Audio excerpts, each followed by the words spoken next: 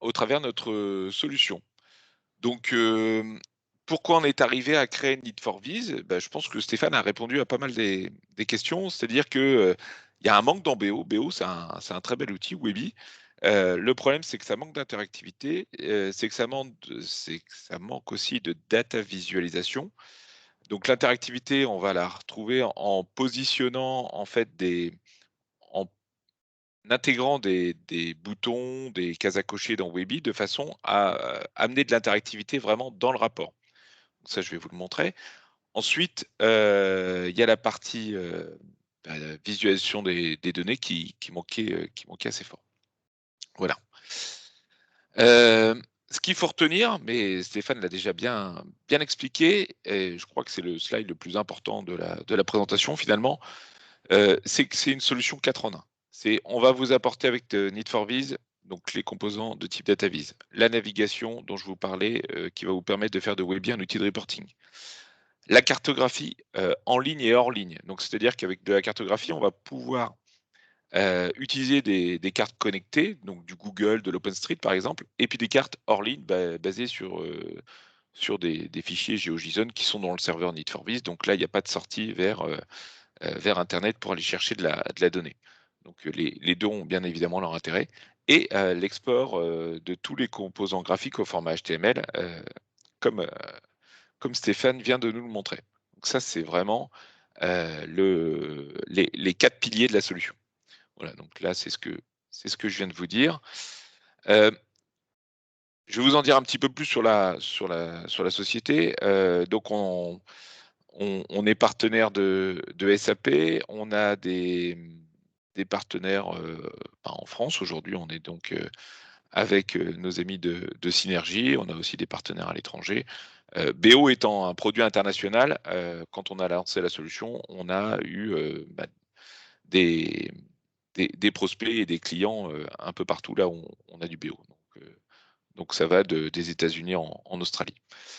Et en termes, d'utilisateurs, on va avoir des clients qui ont entre, ben, le plus petit, c'est peut-être 5 utilisateurs jusqu'à, 20 000. On est en discussion avec un autre client là qui a lui jusque, 40 000 utilisateurs. Voilà, donc en termes de montée en charge et cetera, il y a pas de problème. En termes d'architecture, on sait faire avec une architecture simple, avec une architecture complexe, on est capable d'aborder, toutes ces situations. Ici, on a le catalogue. Notre catalogue, il est décomposé, par famille de composants. Donc on va commencer par la première, les circulaires. Donc là, c'est un extrait, on n'a pas forcément, tout mis pour que ce soit pas, heu, trop compliqué à regarder. On a, sur notre site, que je vais vous montrer après, le catalogue des composants qui est mis à jour, régulièrement. Dès qu'il y a un nouveau composant, il est mis à jour, donc vous pourrez le voir. Donc on a des graphiques de type Sunburst, des bubble charts, mais même si ça existe dans BO, là, le bubble chart va être interactif. On va pouvoir, explorer de la donnée. On a le circle packing, des variables paille. Ensuite, on va arriver sur tout ce qui est Geomaps, donc Google, OpenStreet et les cartes à plat, ce que j'appelle hors ligne, sur laquelle on peut décliner différents, types de visualisation et aussi, très important, on est capable de représenter n'importe quel type, de rendu sur une carte. Ça peut être un plan d'usine, ça peut être un plan d'hôpital, ça peut être, un plan de parcelle, je vous le montrerai aussi, de parcelles agricoles, par exemple. Ça peut vraiment être, beaucoup de choses différentes. Ensuite, on a tout ce qui est jauge. On fait de la data vise et la data vise, qu'est-ce qu'elle demande? Bah, forcément, elle demande de comprendre une information très rapidement.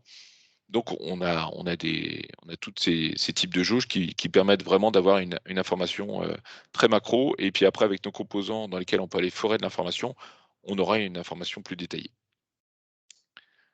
Ensuite, on a tout ce qui est graphique à barres, hein, donc la pyramide des âges, quand on fait de la ressource humaine, bah, il y en a pas dans BO, du tout, donc là, c'est très important. Tous les composants qu'on a ne sont pas disponibles dans BO, hein, ça c'est bien à retenir.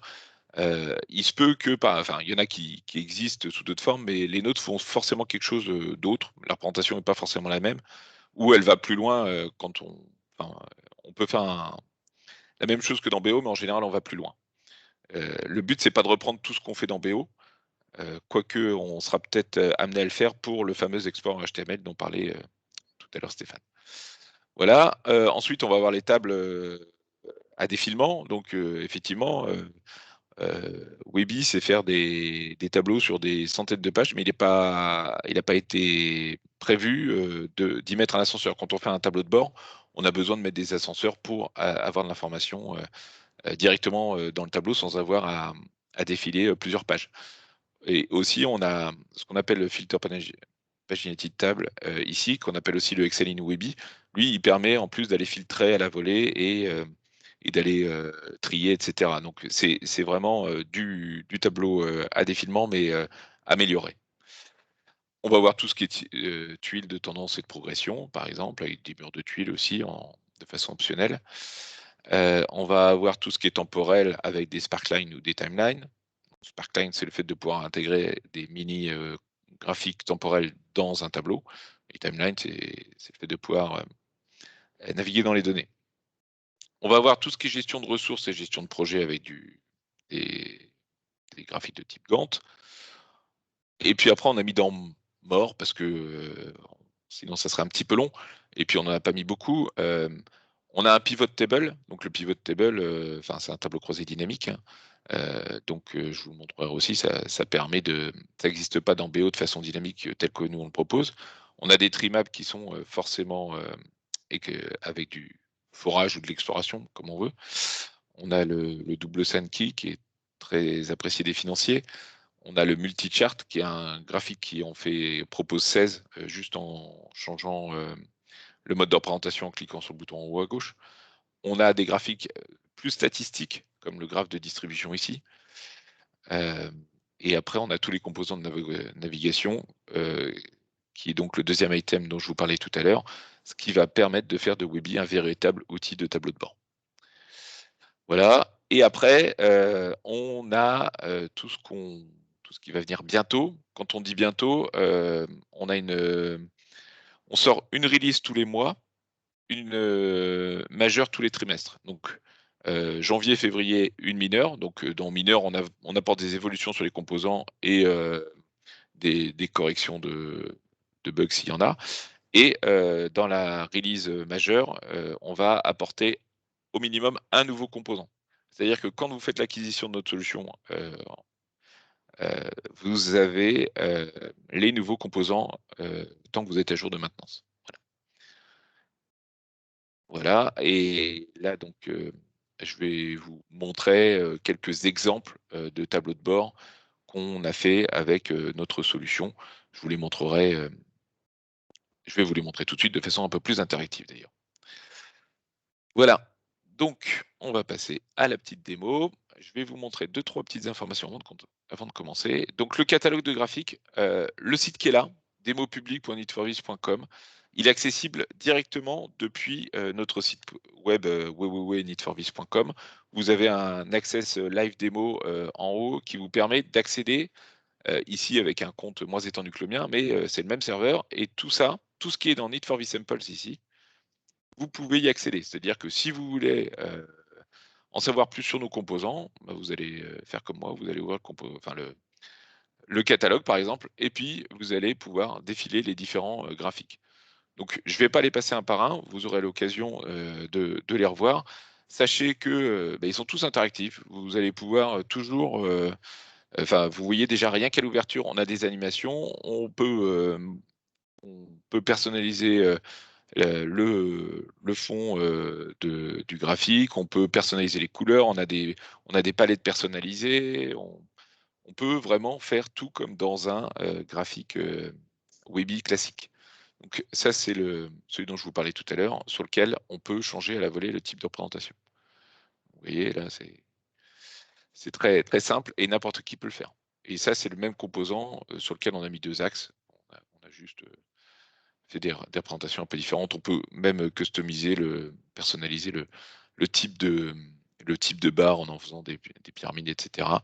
Le graphique de distribution. Donc ça, c'est le même graphique qu'on a qui est en fonction des options. Je reviens sur la distribution. Donc un seul composant et en modifiant les options, le paramétrage, voilà ce qu'on peut en faire. Donc vous voyez l'étendue des possibilités. Ici, on va revenir, sur tout ce qui est, jauge là, des éléments, très visuels. Ensuite, tout ce qui est, temporel. Comme je vous l'ai dit, je l'ai passé assez rapidement. Tout ce qui est, gestion de projet, donc, on a des exemples de gestion de projet dans le bâtiment, par exemple, voilà et puis à chaque fois, vous avez de l'information dès que vous, déplacez la souris. Après, vous pouvez zoomer sur des zones, on a le petit ascenseur et cetera. Vous pouvez faire, c'est vraiment, assez ça va assez loin en paramétrage.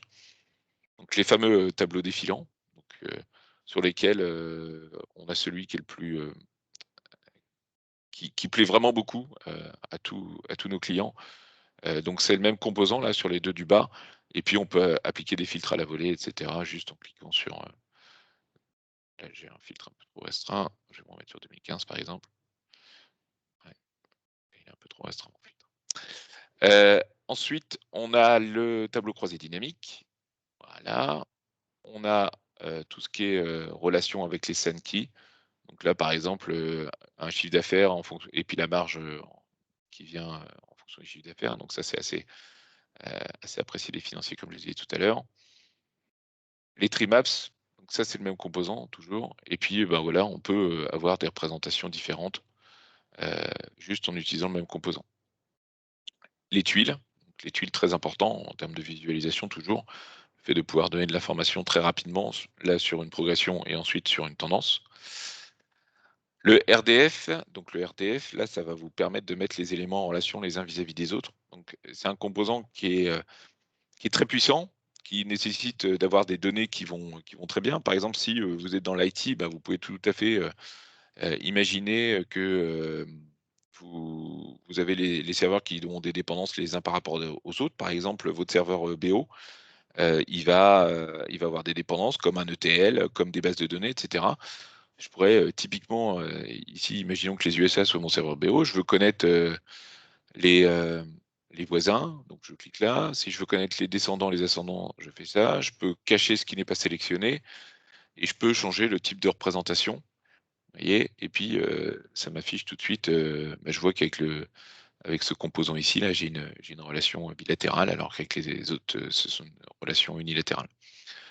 Les composants de navigation, je vous les montre très rapidement, mais on va les voir dans des exemples. J'ai plutôt choisi de vous montrer des exemples concrets avec des tableaux de bord pour que vous voyez bien, ce qu'on est capable de mettre en place. Ensuite, on a tout ce qui est, géographie. Donc, ici on va avoir des cartes par défaut. Donc nous, on fournit la carte du monde, la carte de l'Europe, avec des représentations différentes, la carte de France bien évidemment, la carte des États-Unis, enfin je vous la montrerai rapidement, mais c'est une typologie particulière de représentation. On a, des dream maps, ça veut dire que, là je peux aller, on est plutôt dans le nord de la France aujourd'hui, donc je vais dans les Hauts-de-France et puis, je vais avoir de l'information directement et puis, en survolant, mes camemberts et cetera, j'ai le détail de l'information. Voilà. On a toujours la possibilité de se mettre en plein écran, heu, comme ça et de revenir donc ça permet d'avoir vraiment quelque chose de très très facilement, exploitable et de possibilité d'avoir l'affichage sur tout l'écran, ce qui facilite la lecture. Après, c'est ce que je vous disais et ça je vais insister un petit peu, mais là, on a fait la représentation du Stade de France, mais on aurait pu, c'est un exemple, ça peut être, un plan d'usine, ça peut être, un plan d'un bâtiment, ça peut être, des secteurs géographiques, différents pour vos commerciaux, pour, vos zones de chalandise et cetera. On est capable de représenter vraiment tout type de carte. Et là, donc c'est toujours notre Stade de France et là, on l'a fait explorable, c'est-à-dire que je vais me mettre dans le gradin, G5, G6 et là, on a représenté, le prix des places pour le match, pour un match de foot et donc juste en cliquant, vous pouvez, heu, voilà, garder tout ce qui a été vendu supérieur à 60 € par exemple. Voilà, juste en quelques clics, avoir de l'information, très intéressante. Bon ça, c'est d'autres cartes. Et là, on va passer sur la carte de France. On va toujours rester dans le Hauts-de-France, j'aime bien, c'est ma région. Hop. Et donc on va aller dans le Hauts-de-France. Et là, on va aller par exemple dans le nord. Donc là, on va être capable d'afficher toutes les communes, heu, du nord et puis en posant, des indicateurs dessus. Donc là, on les a triés comment ça s'appelle? Par nombre d'habitants. Donc voilà, donc la commune qui fait, 212 000 habitants, bah, c'est Lille, comme vous le savez. Hop et puis voilà, là je peux aussi aller, afficher de l'information sur cette commune. Voilà,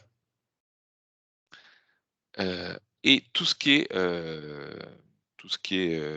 cartographie connectée, hein, donc je vous en parlais tout à l'heure, tout ce qu'on va pouvoir faire avec du Google Maps, avec des cartes de chaleur par exemple. On peut faire vraiment beaucoup de choses avec les Google Maps, hein. Quand on a la latitude, longitude, bah, on va pouvoir placer des points. De toute façon, on peut utiliser soit la latitude, longitude comme on le voit ici, et puis après on va être capable de filtrer, mais directement là on n'utilise pas un filtre BO, donc on est vraiment, dans l'instantanéité et on est aussi capable de géocoder. C'est-à-dire que, on a une adresse ici et on va utiliser le service, de géocodage de Google et il va nous afficher, les points sur la carte et une fois qu'on les a géocodés une fois, on a une option pour conserver la latitude, longitude qu'on a récupérée de façon à pas interroger le service de Google à chaque fois. C'est, on a le droit à 5 000 requêtes, par mois gratuites, donc le fait de les stocker, bah, ça évite, d'atteindre cette limite, trop rapidement et en plus en termes de rapidité, bah, on est dans l'immédiateté puisque, bah, parce qu'on a déjà l'information et après, on est dans du Google. Donc là, par exemple, je calcule un itinéraire entre 2 points et j'ai directement l'information qui va s'afficher ici.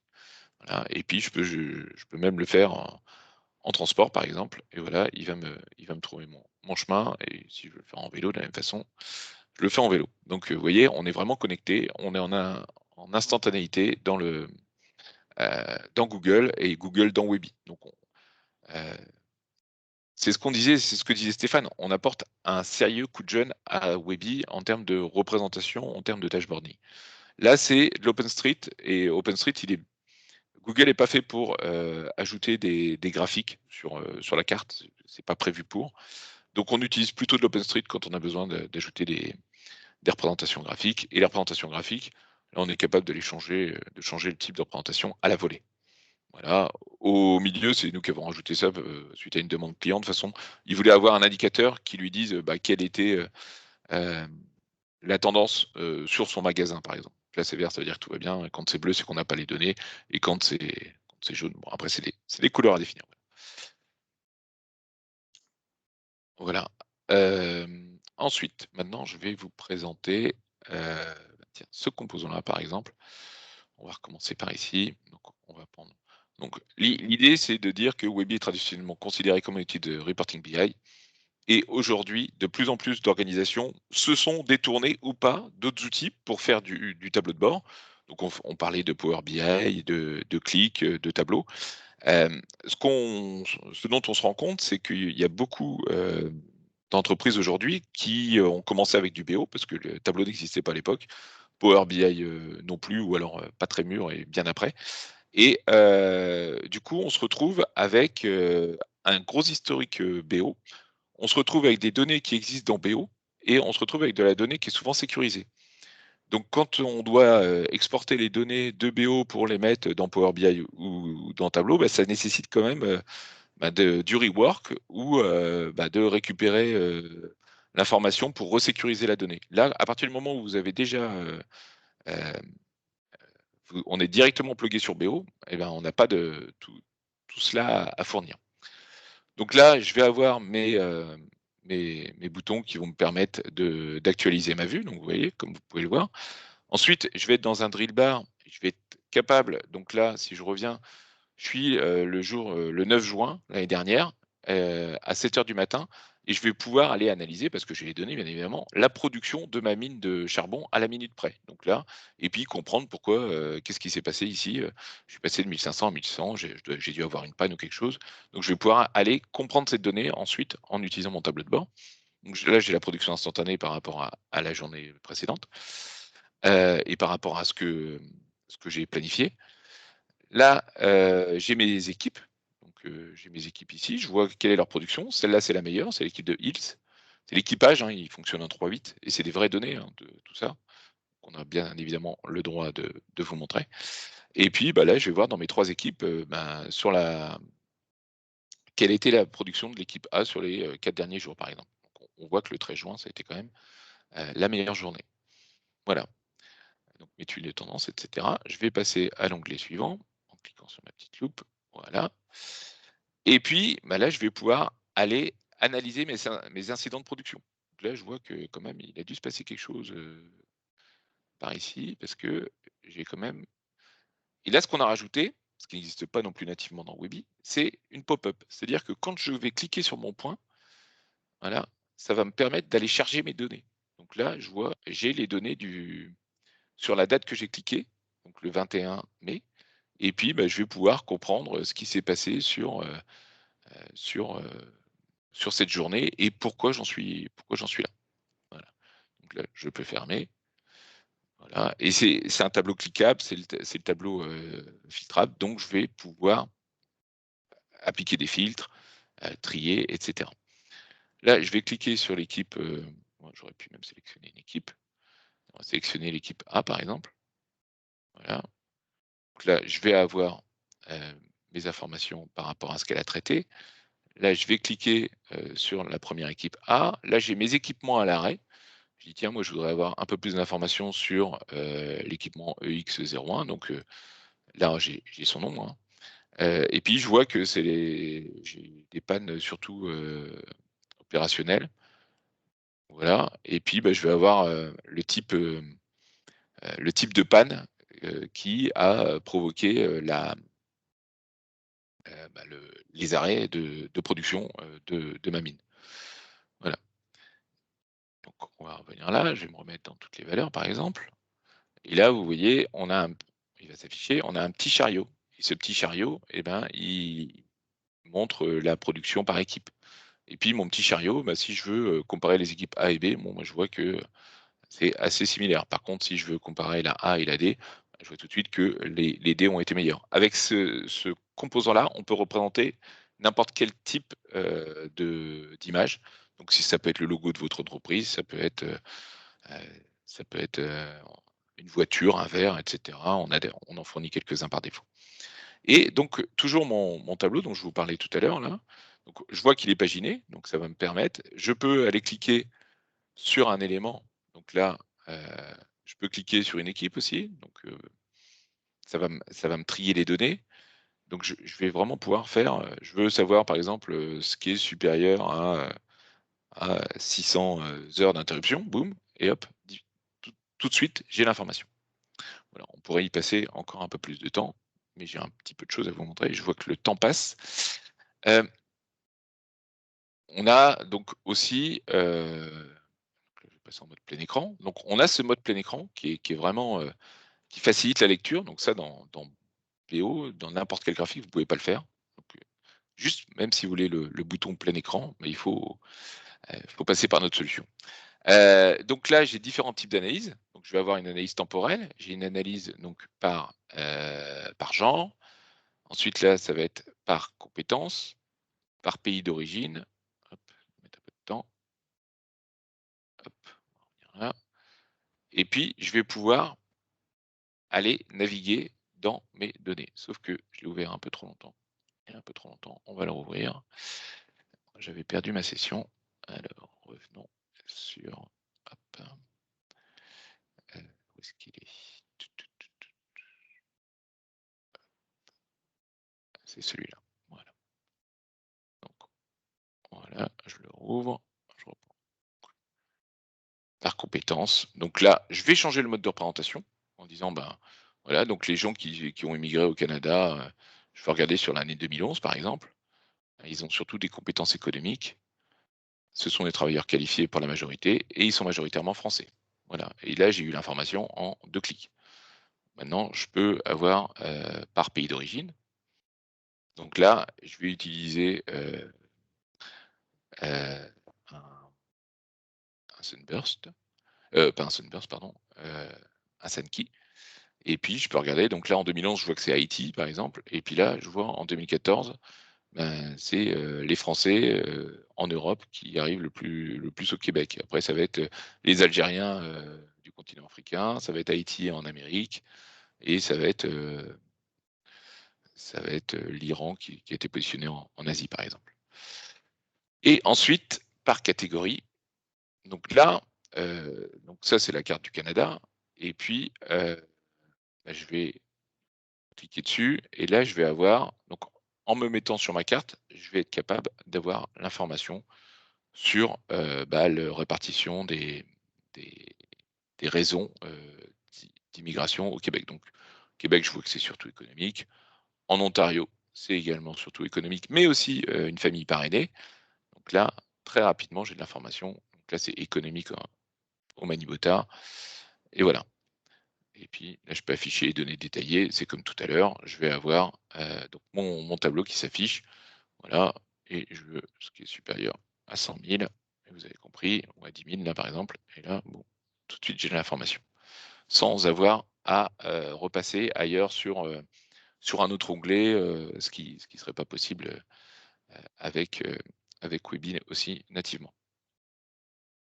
Après, je peux analyser par compétences, donc ça on l'a vu, par tranche d'âge. Donc là, je vais utiliser un circle packing. Donc je vois que le 25 à 44 ans, c'est ma grosse tranche d'âge, ce qui n'est pas étonnant pour l'immigration, pour le travail. Et puis je peux aller, je peux avoir donc cette information aussi. Donc je vois que c'est économique en premier, famille parrainée, et puis réfugiés installés et toutes les autres catégories d'immigration. Voilà. Et puis à chaque fois, je peux zoomer. Vous voyez, donc toujours cette interactivité dans nos composants. Après, j'ai une analyse géographique. Donc là, je vais utiliser un Google Maps. Et sur mon Google Maps, je vais positionner la taille des cercles en fonction de la population. Et on voit bien, là, c'est assez clair, à la France, c'est quand même un gros pays pour l'immigration au Québec. Et puis là, je vais vous montrer comment on prend un composant Need for Viz. Donc là, comme l'a dit Stéphane, c'est comme un graphique Webi. Donc là, je vais prendre un composant de type tableau croisé. Vous voyez, et là, hop. Et là, voilà, ça y est, c'est terminé. Maintenant, je peux prendre la période. Hop, capitale, vous voyez, hop, et là, j'ai l'information. Hop, et puis je peux rajouter l'information par continent. Et puis là, je peux déplier l'information. Et tout ça, on peut l'exporter au format HTML. Donc, je vais y venir. Donc, Stéphane vous a montré un exemple. On va prendre celui-là, par exemple. Donc ça, c'est un tableau croisé, enfin, c'est un tableau de bord bien, comme vous connaissez. Donc là, je vais sur la Californie, par exemple. Donc, ça va me filtrer mes données sur la Californie, donc avec mes différentes lignes de composants. Si je clique sur les accessoires, ça va me donner les accessoires, et je vais avoir toujours cette interactivité dans mes composants. Là aussi, je vais avoir de l'interactivité. Ce qu'on a fait, c'est qu'en quelques clics, on est capable de faire exactement la même chose en allant en exportant tout ça sur un site intranet ou extranet. Vous pouvez, à partir du moment où c'est un site qui est capable d'exploiter du HTML, enfin un site web bien évidemment, exploite du HTML, donc on est capable de reproduire exactement la même chose. Vous voyez, là, je vais retrouver vraiment la navigation telle que je l'avais dans mon composant Webi. Voilà. Donc, et là, on est sorti de BO, on a donc plus besoin de licence pour accéder, enfin pour donner accès, publier de l'information de Webi. Donc voilà, et vous voyez, je garde toujours vraiment l'interactivité sur mon graphique. Donc je vais revenir à ma petite présentation parce que je vois que le temps passe. Les avantages de notre solution, nous, on n'en voit que des avantages. Comme on le disait, donc c'est vraiment une solution qui va vous permettre déjà de transformer Webi en quelques clics en outil de data viz, de dashboarding, de cartographie, et en plus de pouvoir exporter tout ça au format HTML et donner de l'information donc à des utilisateurs qui n'en ont pas. Ça vous évite l'acquisition d'un nouvel outil. Donc, en fait, vous pouvez très bien avoir déjà un outil de type data viz Aujourd'hui, c'est peut-être laborieux ou compliqué pour sortir des chiffres, ou voire même, vous voulez juste enrichir vos rapports Webby existants, mais là, en quelques clics, vous êtes capable de le faire avec notre solution. Il n'y a pas d'adhérence lors des montées de version SAP BI, c'est-à-dire que nous, on commence à la 4.2 SP3, on est compatible à partir de la 4.2 SP3, jusqu'aux versions actuelles 4.3 SP1 à ce jour. Et donc ça ne vous coûte pas de nouvelle infrastructure et pas de formation non plus, puisque la philosophie est la même que dans Webby. Voilà. J'en arrive maintenant au mode de licensing. Donc on a un mode SaaS avec un abonnement annuel. Donc là, c'est classique. Vous connectez votre plateforme Webby aux serveurs SaaS Need4Biz qui sont chez Amazon, pour tout vous dire. Et puis, en 10 minutes, vous êtes prêt à jouer avec l'outil. Et nous nous occupons des montées de version et de la maintenance du serveur Need4Biz. Ou vous ne voulez pas être dans le cloud, donc vous voulez un abonnement, mais on-premise. Donc ça aussi, c'est possible. Donc quand vous faites de l'abonnement on-premise, vous pouvez donc bénéficier enfin c'est à vous de faire la mise à jour, mais sinon on vous donne une licence sur un an qu'on renouvelle à chaque renouvellement. Et il y a l'achat perpétuel, donc qui est un achat définitif en une fois, et ensuite sur lequel il y a une redevance annuelle de 20% pour la maintenance et le support correctif et évolutif. Voilà, pour le support et la maintenance évolutive et corrective. Notre pricing, il est basé sur il est basé sur le nombre de licences SAP. Donc en fait, pour déterminer le prix, on va prendre votre parc SAP, donc avec vos nombres de licences concurrentes et nommées. En fonction de ça, on va en déduire un tarif. Et ce tarif, il va être en fonction du nombre de composants dont vous avez besoin. On a 2 packages, on a un package avec 10 composants et on a un package avec la totalité des composants. Quand vous prenez le package avec 10 composants, c'est vous qui sélectionnez dans le catalogue 10 composants à votre guise, sauf dans la navigation et sauf les composants qui s'appellent multichart. Voilà. Et vous sélectionnez exactement ce que vous voulez. Quand vous faites l'acquisition des 40 graphiques, donc de la totalité, vous aurez le droit, lors des montées de version, enfin lors des nouvelles releases, d'accéder à ces nouveaux composants. Voilà. Ici, vous avez quelques références. Donc, on est présent dans la pharma, on est présent dans le retail, on est présent dans les médias, on est présent dans l'industrie, on est présent dans les sociétés de services, on est présent au Cépage pour ceux qui connaissent, donc là, on a une licence OEM avec eux. On est présent dans les universités, on est présent dans le monde du cinéma, on est présent dans les centres hospitaliers, on est présent dans les conseils départementaux, on est présent dans les organismes de formation, on est présent dans les sociétés technologiques. Donc, on n'a pas de secteur particulier, on adresse tous les secteurs et on est présent aussi dans l'habitat. Enfin, on est présent dans tous les secteurs pour faire très simple. Voilà, je vais laisser nos amis de Synergie. Merci Jérôme. Merci Jérôme. Donc, alors ce qu'on vous propose avec Synergie et Need4Biz, ce qu'on vous propose, c'est si vous avez envie de tester la solution, on vous propose un essai de 30 jours et de vous accompagner sur vos projets data. Vous pouvez aussi retrouver un certain nombre de sujets, d'actualités sur notre chaîne YouTube, sur la partie Synergie France. Si vous avez des questions, on est à votre écoute. Je vous ai mis notre adresse email. J'ai vu tout à l'heure qu'il y avait une question donc de Grégory sur... question. Bonjour, à chaque clic, y a-t-il une sollicitation de la base de données où les Non. données sont dans le document, surtout quand on change de page? Alors, nous, dans nos graphiques, tous les composants sont chargés dans le composant. Donc, il n'y a pas d'accès à la base de données. Je pense que c'est par rapport à l'exploration.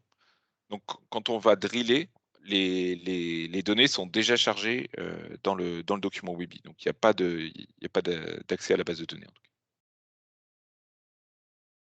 Ok.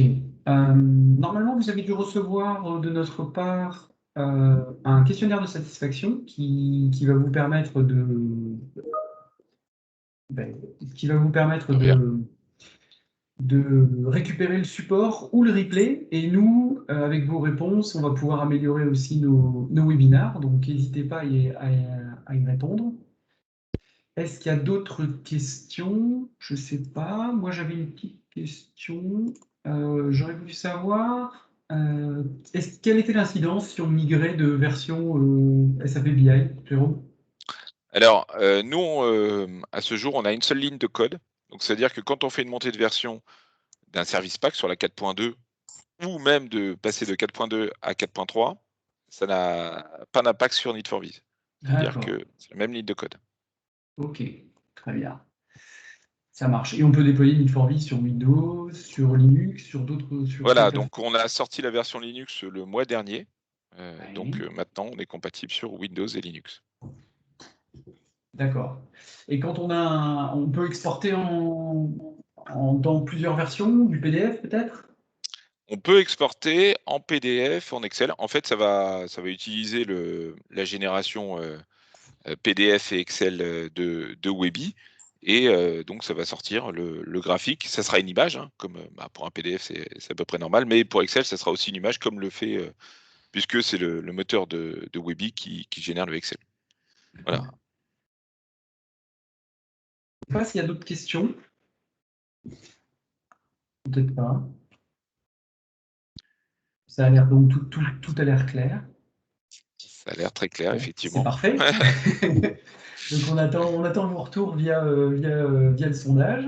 On va encore rester connecté 3-4 minutes pour ceux qui veulent poser une question avec Steph et Jérôme. Donc n'hésitez pas. Et puis pour les autres, merci pour votre participation. Et à bientôt.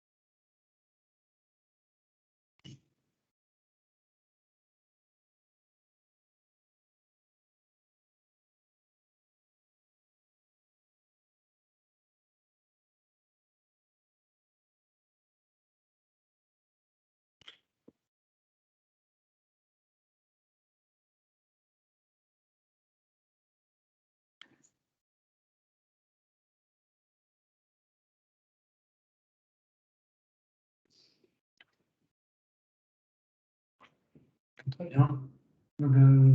Steph, tu peux peut-être couper l'enregistrement.